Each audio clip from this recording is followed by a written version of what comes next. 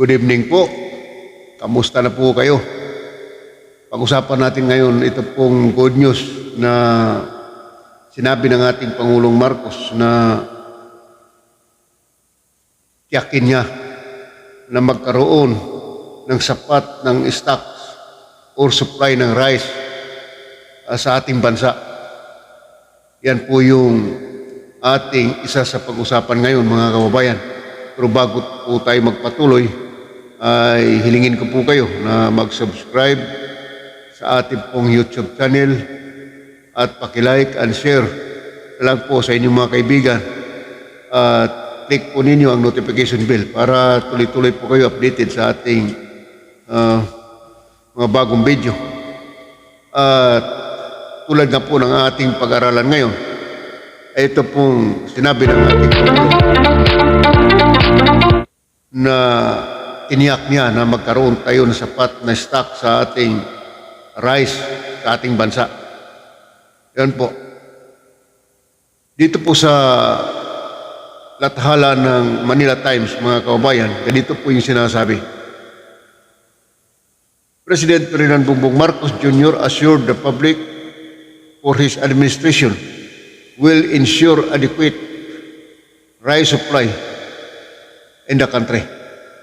So, yan po ang isa sa maganda pong ginawa ng ating Pangulo, mga kababayan, sapagkat mismo yan ay tiniyak niya. Sa ngayon sa kanya, ito pong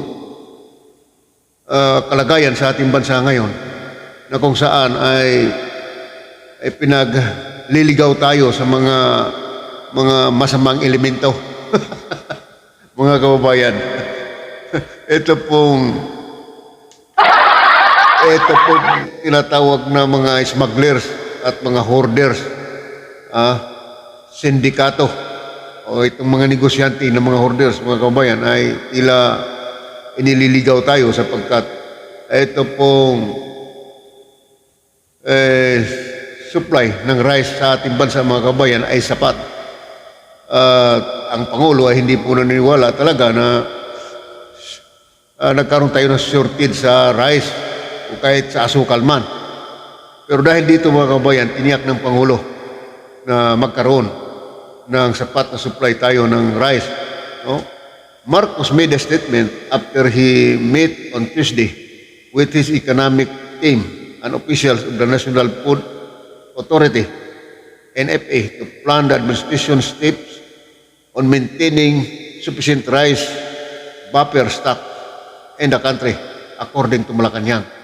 Yan po, mga kabayan, ito pong mga smugglers dyan, yung mga mga hoarders, ating mga negosyante dyan, pwede na po kayong magtago.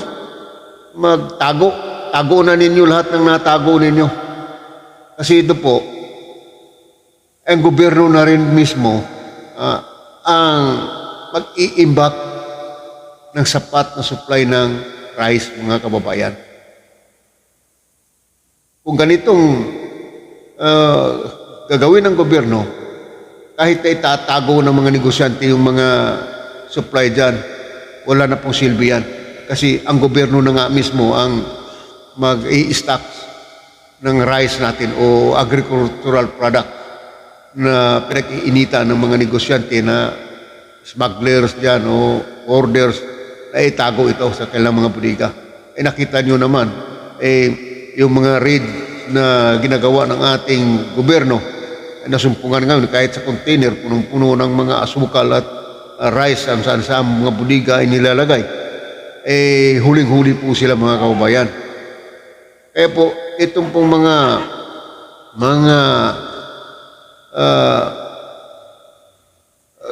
kilusan ngayon na nabuking na, yung mga nagtatago dyan, ng mga negosyante, wala na pong silbi yung inyong pagtatago ng mga agricultural products. Bakit?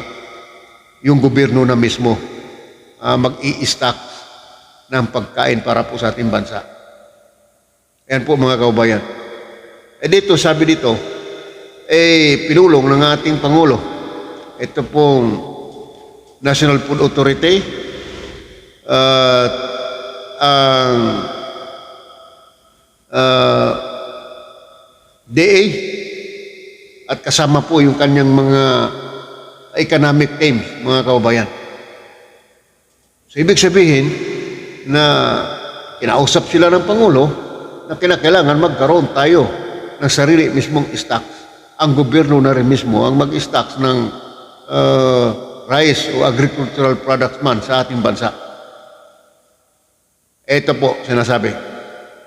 We also meet the officials of the National Food Authority so that we can ensure that we have a sufficient supply of rice in the country. The President said in a post on his social media.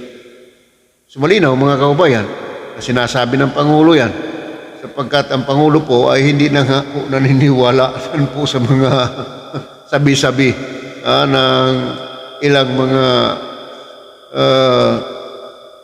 sinasabi dyan na shorts tayo sa agricultural product kasama ng rice dyan. So yan po. Kaya yung ating mga smugglers ay dapat yung mga hoarders dyan, ng mga negosyante, ay dapat yan ay parusahan na yan ayon sa batas, mga kababayan. Kasi kung hindi natin parusahan yan, mamimihasa yan. Ay katulad po noon sa panahon ng kanyang ama, si Ferdinand Edralin Marcos, noon sa kanyang panahon, ay kinakasuhan po yung mga hoarders noon, mga negosyanteng nagtatago ng mga agricultural products. Ngayon po dapat ganun din ang gagawin nito. Para tiklop tuhod na itong mga sabuatan na ito, mga kabayan. Kaya itong mga orders na ito, smugglers na ito, ay maputulan na po ito ng mga kilusan na sila po talaga ang nagsaputahi sa ating ekonomiya. Economic sabotage po yan, mga kababayan. Kaya ang sinasabi ng Pangulo, bagamat kinausap niya yung kanyang yung economic team o yung NFA, ay kinakausap ng Pangulo upang malinawan ang lahat na ang layunin ng Pangulo ay para po sa kabutihan ng ating bansa. Marcos also heads the Department of Agriculture, DA, and chairs the NFA. Siya din po yung chairman sa National Food Authority Council. Earlier called for the organization of the Masagana 150 and Masagana 200 proposals of former Secretary William Dar, citing the looming food crisis. Ay itong si William Dar, palibasa ito ay outgoing na ito noon, ito ay umaasa din na baka sakaling ma-retain siya, ay hindi po siya kinuha ng Pangulo pagkat bistado na po ito Yan po mga kababayan Kaya ngayon, sinabi niya na itong Masagana 150, binanggit niya, at itong Masagana 200, mga proposals of former Secretary William Dar. Kasi alam ni William Dar, nung sa panahon ng Pangulong Marcos, yung ama ni President BBM, ay mayroon po mga ganitong programa. Ayun po. Kaya nagbakasakali siya, sakali maritin siya, di walang problema sa kanya. Pero hindi po pinalitan siya. At si Pangulong BBM mismo ang humawak sa Department of Agriculture. Ngayon, itong Masagana, dati, sa panahon ng kanyang ama, Masagana 99 ito. Ngayon po, sa kanyang administrasyon, pinopromote na ito, nagagawin na po itong 100, Masagana 150 at Masagana 200, mga kababayan. Maganda ito kasi Kung atin pong natatandaan, noon sa panahon ng kanyang ama, ay mayroon pong tinatawag ng Masagana 99 noon. Yan po mga kababayan. At yun po ay malaking tulong doon po sa mga kababayan natin noong araw. Ay, sa katunayan nga po, noong panahon ng kanyang ama, ang mga tao noon ay hindi po nahirapan ang pagbili kung saan sila nakakabili ng murang bigas o asukal o pangangailangan sa tahanan noong mga panahong iyon mga kababayan. Kasi alam mo, ito pong kampo ng militar noon at saka pulis mga kababayan, mayroon pong tindahan noon na nakakabili po ng murang bilihin doon. Yun ay para po yun sa mga ating mga sundalo at pulis, mga kababayan. Pero kahit sibilyan, ay pwede pong pumunta doon at bumili. Ang tawag noon ay, parang nakalimutan ko na yung pangalan noon, mga kababayan, ng tindahan na yun. PX ba yun? PX? PX ba yun? O, kung hindi ako nakakamali, parang ganun, PX. Kahit na ikaw ay sibilyan, punta ka doon sa kampo ng military, pwede ka po makabili doon ng murang bilihin. Lahat ng kailanganin mo, basta bibili ka, pupunta ka doon, mura po yun. Ang tawag noon ay PX. Yun po. O, kung wala kang kakilalang sundalo doon, punta ka lang doon. O, makakabili po kayo. Wala pong pinipili ang mga consumer nung araw doon po sa tindahan sa loob ng military at pulis noon na tinatawag na PX. Eh, parang ganun na nga yun ang sound ng PX. Aywan ko sa inyo kung natatandaan ninyo pa yun, mga kababayan. So ganun po kaganda noon sa panahon ng kanyang ama. Eh ito ngayon mga kababayan, itong Masagana ay ibinabalik na po ito. Kadiwa, mayroon na po tayong mga ilang stores ng kadiwa dyan. Bagamat hindi pa talaga fully na open lahat sa nationwide. Pero at least mayroon ng mga pasiunang pagbubukas nito mga kababayan. Oh. Eh noong nawala po ang si Pangulong Marcos, yung kanyang ama, sa posisyon, pagpalit ni Cory, ito po ay inalis lahat, ibinasura lahat ito ni Cory. O di tingnan mo, yung ating mga kababayan dyan, sa mandako sa bansa, di nahirapan. Ha? Nahirapan. Kasi inabulis ito lahat, kadiwa, lahat ng mga magandang projects ng mga Marcos noon, inalis yun. Mga kababayan. Eh siguro, kung itong San Juanico Bridge, mga kababayan, kung katulad lang po yan sa isang tindahan, ay matagal nang sinira nila yan. Mga kababayan.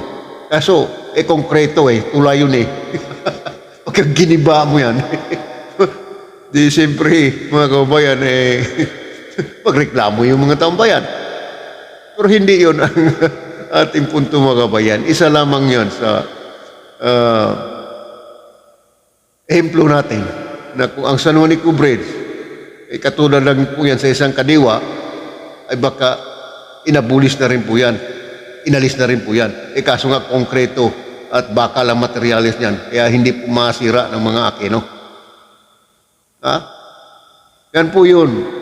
So, isa yan sa mga naalaala ko na nagawa na napakinabangan ng husto ng ating mga kababayan noong araw.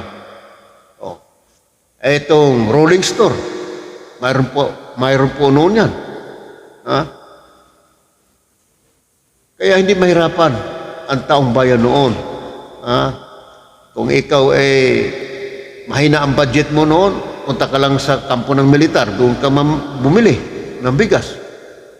Ay okay lang doon sa mga abunda. ang bulsa noon, mga kababayan. Pero para po sa mga mahirap noon, mas madaling mag-produce ng mga murang bilihin noon. Anyway, ganito po pagpatuloy natin pagbasa, no? He also proposed a farm to market road master plan that will ensure food security. So dito pong proposal na ito, no?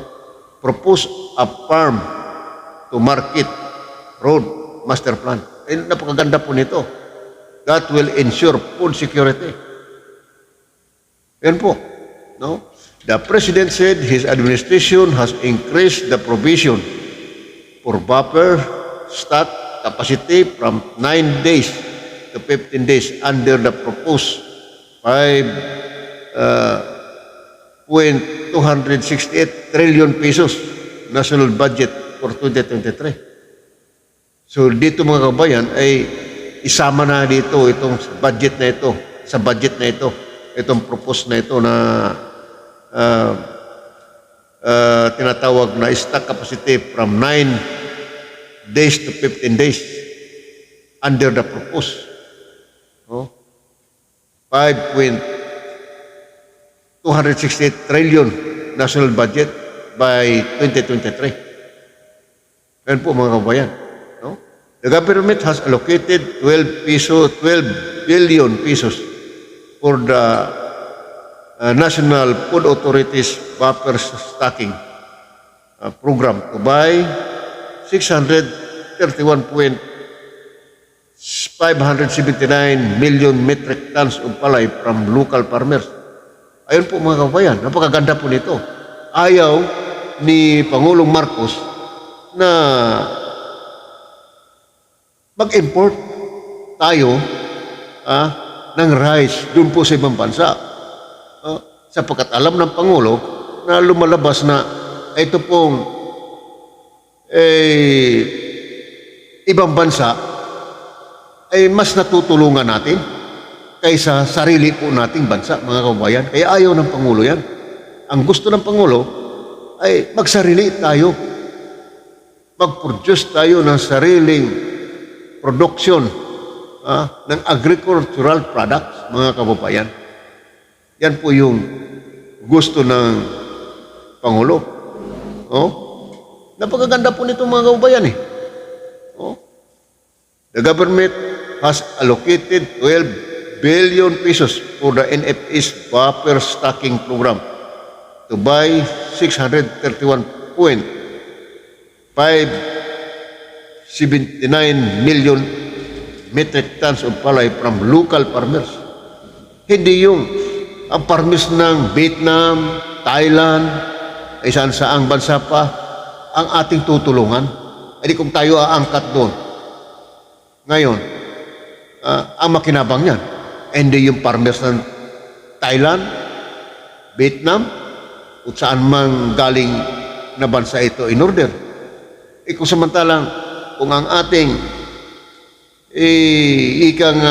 sariling mga farmers, local farmers natin, ang suportahan ng gobyerno, ay nakikinabang yung ating mismong mga kababayan. Napakaganda po yung plano ng ating Pangulong Marcos, mga kababayan. Ay bakit hindi nagawa ito doon sa mga previous na administration? Kaya nga yung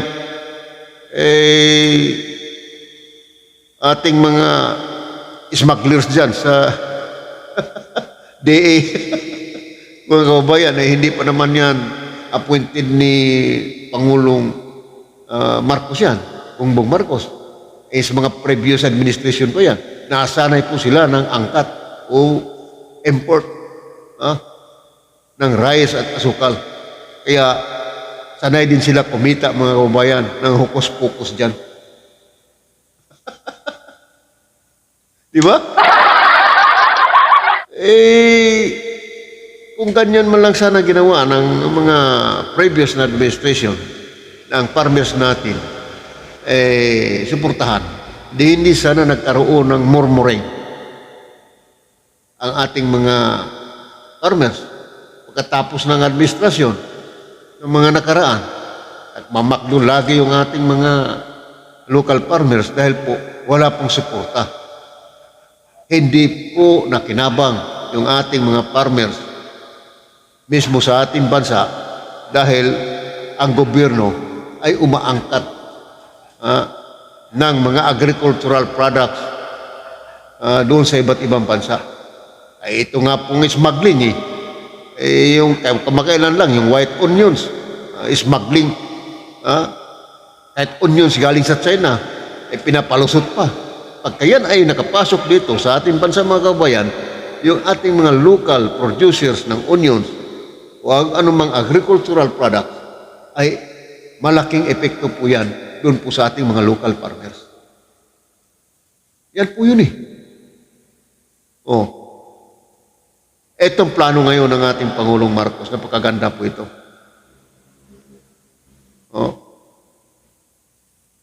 There is also an allocation of 670 billion pesos for the purchase of high-quality rice and corn seeds for need proper stocking under the Department of Agriculture, Marcos said in his budget message. Ayun po, doon sa SUNA, nabanggit po ito ng ating Pangulong Marcos, mga kaubayan. In terms of food security, nabanggit po ito.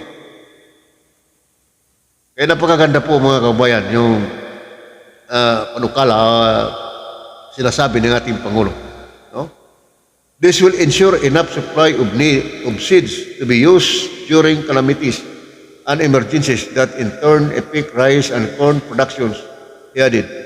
During his campaign, he promised to bring down the price of rice to 20 pesos a kilogram. He later said this was an aspiration. Ay, ngayon mga kababayan, ay mayroon na pong mga tindahan ng ganitong 20 pesos a kilo mga kababayan sa rice. Di ba? In July, the President said his administration would rather increase the production of rice and corn rather than import even more to stabilize the prices of food. So yun po yun, mga kababayan. Kaya mas maganda na mayroon tayong sariling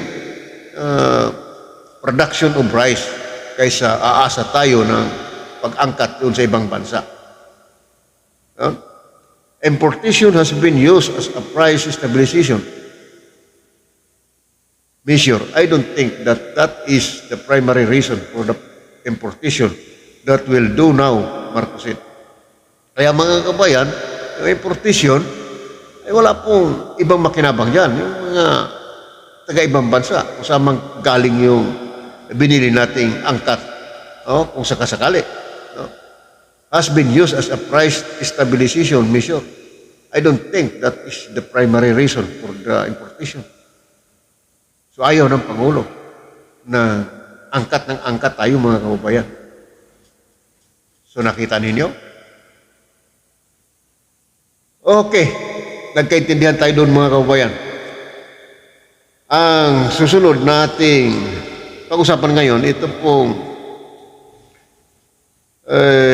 balikan natin itong issue sa DepEd mga kababayan, yung DepEd Executive umamin ng pagkakamali sa laptop procurement agreement mga kababayan. Ngayon po kasi ay inimbestigahan ngayon yan sa Senado mga kababayan. Yung isyong ito. Yan po ang ating pag-usapan ngayon. Ito pong isyong ito ay bakit kayo pumayag? Ito pong isyong ito ay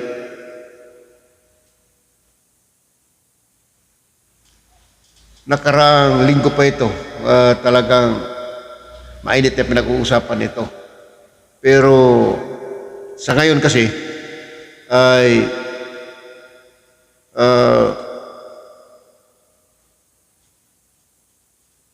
sa ngayon ay muling na tingkat ito, nahalungkat ito. nung ito ay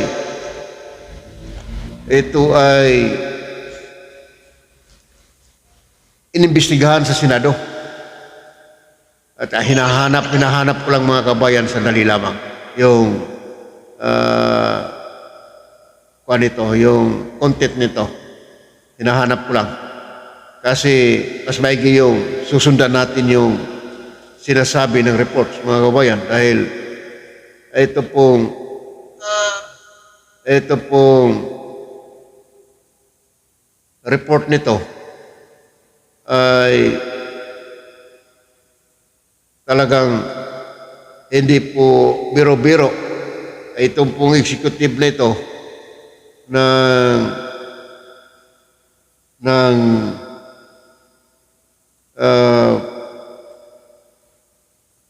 DepEd ay umamin na nagkamali yung kanilang mga abogado sa paghanda doon po sa pagsagot sa tinatawag na mga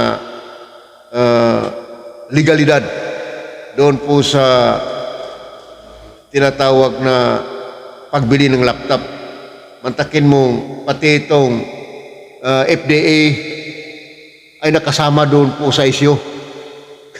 Kaya po si Senator Tolentino na siya pong chairman ng Blue Ribbon Committee ay umalma. Nalagay dito ang face mask. Ito po, babasahin natin. Papaparinig ko na lang sa inyo itong...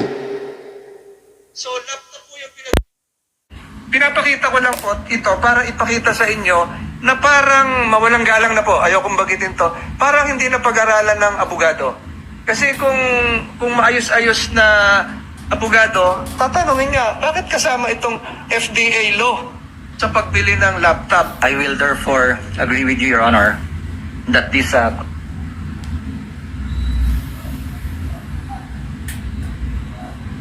could be a big mistake on Hindi naman tayo having bumibili ng included. Decolgen, Biogesic. Yes, Your Honor. It was a mistake to have included Food and Drugs Law on Clause 1.8. And I would also mention, Your Honor, that indeed this emanated from a pro forma contract from DBMPS. Pro forma. Yes, So, Your Honor. you have pro forma contracts, fill in the blanks. It was customized for the project, I suppose, Your Honor. Customized. Yeah, because but there were other... A laptop there's a big difference between a laptop and a paracetamol. Yes, Your Honor. I do agree, Your Honor. So you admit now that there was a mistake, some lapses on the part of the legal department. Isn't this just a tip of the iceberg? Baka may mga iba pang legal mistakes. I would admit, Your Honor, that there were mistakes, not on the part of the legal department, Your Honor, but the lawyers who were involved in the crafting of the document. But I do take a responsibility for having signed as a witness. I provided the secretary inputs on the legality or propriety. Pinahamak niyo yung sekretary niyo. Kasi naging drugs, kay sekretary, dapat sa Department of Health ka. Kay Secretary Duque. We apologize, Your Honor. Yeah, we do admit, Your Honor, that there was a mistake. So, yun po yun, mga kabayan, ang pahayag nung isang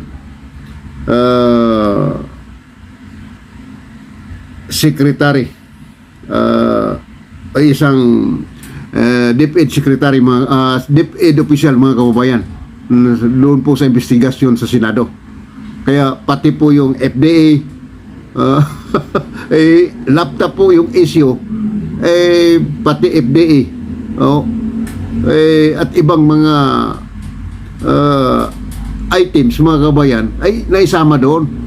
So inamin niya na nagkamali daw po yung abogado siguro sa pagmamadali o nataranta na doon, dahil nga po sa investigasyon ng Senado ay nakasama ngayon yung issue doon sa FDA at saka yung ano pang mga items na nailagay doon.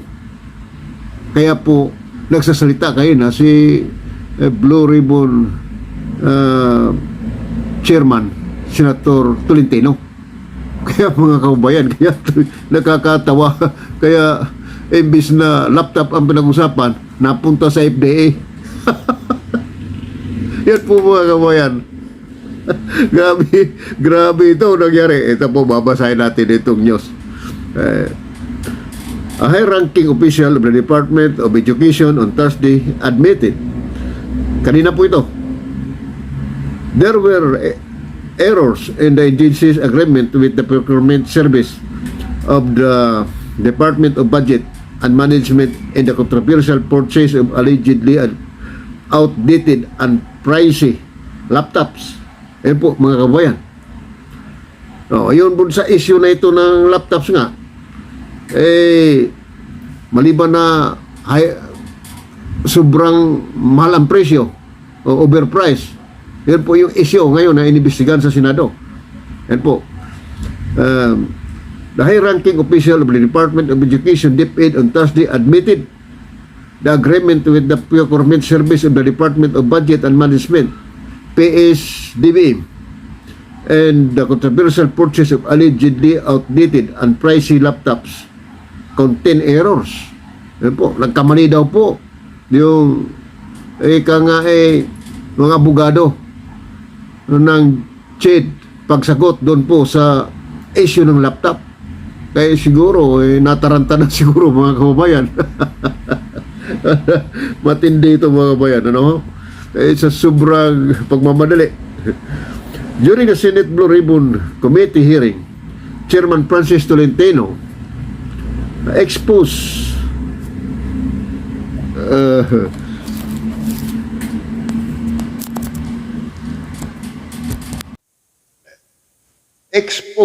sabi dito, during the Senate Blue Ribbon Committee hearing, Chairman Francis Tolentino exposed some issues in the Memorandum of Agreement signed by then DepEd Secretary Leonor Briones and the PSDBM Executive Director Chairman Lau. Yan po mga kabayan. Kaya dito, itong issue ito, nagkandarapan na po yung opisyal ng DepEd ngayon sapagkat ito ay talagang inimbestigahan na po sa Senado. No? He noted that the MUA mentioned the Food and Drug Law, which doesn't matter if one is buying laptop. Ayun po, nasangkot na isama nga po itong Food and Drug Law. Food and drugs mga kabayan dito. No? Bakit nakasali dito ang Food and Drugs Administration? Ayun po yung tanong. Bakit nakasali ang Department of Health? Ang pinag-uusapan natin, laptop, hindi po itong PPE or Personal Protective Equipment. Ayun po, yung mga nabanggit na yan ay yan po nakakasama. Hindi po ito medical devices. Hindi po ito medicines. Tolentino said. Ilan mo yung mga kababayan? Gaano ginawa ng opisyal ng DepEd o yung mga abogado ng DepEd nagkandara pa sa pagsagot. Ngayon, pati yung medical kit, pati yung FDA ay nakasama dito. Yung mga personal protective equipment, nakasama pa. Kaya ito mga kabayan, hindi po may iwasang matatawa tayo dito sa hearing nito eh. Ano po? We are the FDA. Why are the FDA and the DOH included here? We are talking about laptops, not PPEs, those who are not medical devices. These are not medicines. Hindi ho kaya mayroong di kahong kontrata na pinalitan na lamang kung medicine, ginawang laptop. Bakit po nakasama ang FDA? FDA is not part of the procurement process. Laptop po ito para sa DepEd. Yan. Ayan po mga kababayan. Grabe to. Is there a template contract that was used? Why was FDA mentioned here? The FDA is not part of the procurement process. This is for DepEd. So yun po mga kabayan. Ang pagkakalam po dito, dahil nga po sa pagmamadali siguro, nakalimutang alisin itong mga items na ito at nakasama doon po sa issue ng laptop. Mga kababayan, yan po yung aking palagay dito, no? Pagpalagay din natin na baka isiningit lang din dito para ma-divert ngayon yung atensyon ng Senado. No? Pwede din po yung ganun. The committee chairman believed the contract was drafted hastily and a template contract was used. Sadly, some details from the template were not taken out. Hindi po naalis, hindi po inalis. Ang nakikita ko rito, nabulaga sa pagmamadali yung mga abogado and adapt na lang yung di kahon. Pero porma ng kontrata, nakalimutang alisin yung FDA. Buti hindi nalagay ito ang pismas. So laptop ang pinag-uusapan natin. Sang-ayon sa kanya mga kabayan. Po. Dito inamin ito nung chief official doon po kanina, hindi po pinangalanan yung pangalan inamin ito na nagkamali po sila doon po sa pagsali ng FDA at saka personal protective ng mga items dito mga kababayan. Laptop po ang pinag-usapan dito ay yung kung tungkol sa anomalya dyan sa laptop na overpriced at tinanong yung mga teacher kung ang laptop ba ay naibigay ba sa kanila ay hindi naman po pala, wala naman po palang laptop na naibigay doon po sa mga teachers. O di malinaw po yan mga kababayan na mayroon po talagang hocus-pocus na nangyari dito. So yan po. So, anyway, naka 37 minutes na po tayo mga kababayan. Yan lang muna ang ating update sa ngayon.